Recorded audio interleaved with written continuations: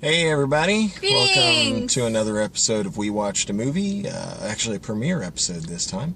Of course it's Finn and Z-Funk 5000, Hey. and we just got through seeing The Legend of Tarzan with Margot Robbie, Alexander Skarsgård, And one of my all-time favorites. Christoph Waltz. Christoph Waltz. Yes, Christoph Waltz and Samuel L. Jackson. Uh-huh. Directed by David Yates, same guy who did Order of the Phoenix and The Deathly Hallows, which actually, I mean, it's quite apparent throughout a lot of the effects and the action and whatnot. I mean, it was okay. It was enjoyable. You know, it was what it was. You know, it was a nice little action movie. It, of course, takes the story of Tarzan not from kind of the beginning of the story where he first meets Jane and he's first discovered and and gets contact with humanity and all that again.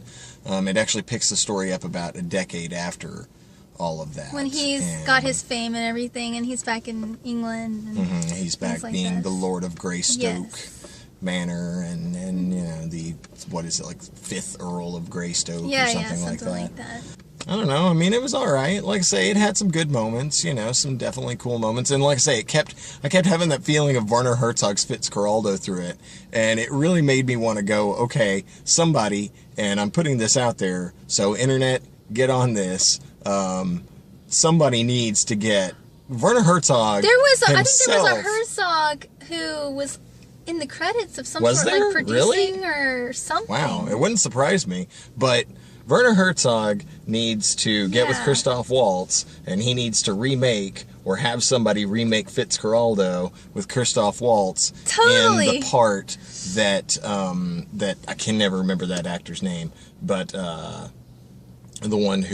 crazy blonde guy who was in Fitzcarraldo. Editor, look that up and put that right here above our heads. Who that is, because I cannot remember his name right now, but you can look that up and put Klaus that in. Kinski? Klaus Kinski! Yes. Exactly. But Christoph Waltz would be great in the Klaus Kinski role if they ever remade Fitzcarraldo. You know, I mean, it just, with the steamboat down the river, and, you know, the jungle, and the white suit, and, you know, all that, it just had this real Fitzcarraldo, Werner Herzog kind of a film nerd nod in a way in this film. I think I could see that. I could definitely see that.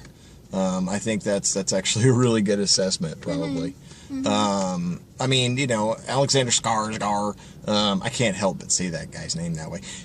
Okay, is it just me, or is this maybe the first time that Belgians have ever been, like, the villain in a movie? That is hilarious. It was just exactly weird. Right. I was just like, the Belgians are the bad guys? Those evil Belgians! Is it just me, or does it seem like every time they've got some sort of, like, African tribe in something, they always have to be covered in some kind of white dust? What is with that? There are some that tribes has become that do that, a trope. but it is definitely overused. Yeah, that's what I'm saying. It's happened so often that it's become a trope now, and they did it in this one.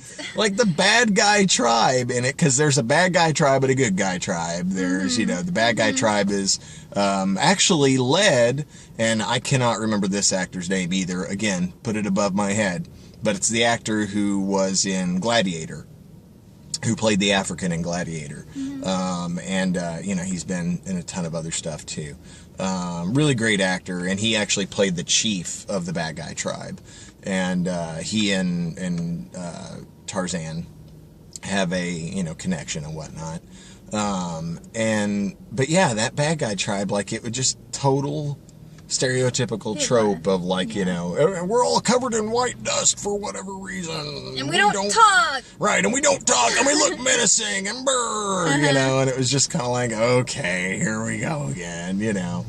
And is it just me, or is it, because this movie had this too, did it seem like it was kind of a little self-aware without breaking the fourth wall? You know? Kinda. Like a little bit. Tiny bit. Like, well, I mean, beyond the whole Johnny Westmuller. Like, it was almost like they were looking for the response to some of the lines. Yeah, right. You know what I mean? And beyond just the use of the giant Johnny Weissmuller, Tarzan yell, which that's in there, of course. At some point, he does the Tarzan yell, and the whole audience was kind of like, but other than that, there was like a lot of just throwaway lines or whatever that would be considered kind of meta, I guess, or kind of self-aware, but they weren't like break the fourth wall. It was kind of like what they do in sitcoms, where they're waiting for the clap or the laugh. Right, yeah, exactly. But it still wasn't like they were looked at the camera like, hey, they didn't have Tarzan, a Ferris Bueller moment, right? Exactly. They weren't Ferris. They weren't like Deadpool moments, but they were certainly some lines that seemed really self-aware to the whole Tarzan story, and just kind of like, okay, guys, that's a little. Yeah, come on. But overall, like I say, I would put it at a 3 stars out of 5 at most. I don't say don't go see it. Yeah, but you don't need to see it right now. At least lines will be enjoyable. And you don't need to see it right now. You could probably wait until it's been in theaters for a week or so.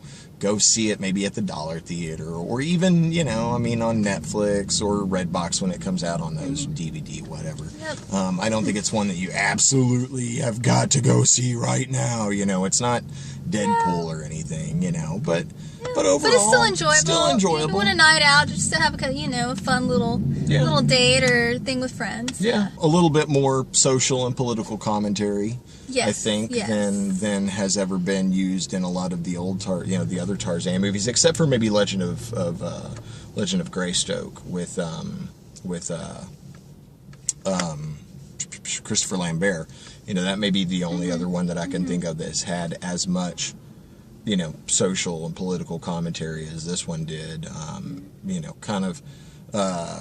I guess kind of nodding back to the original Edgar Rice Burroughs books, because they were they had some social commentary in them. Right, of course. They were young boy adventure novels, but at the same point they kind of had a little bit of that kind of Joseph Conrad Heart of Darkness commentary about them. And then that was, definitely, you could see that in this, But I guess until next time, this is Finn. Z-Funk. Signing off, and we'll catch you guys later.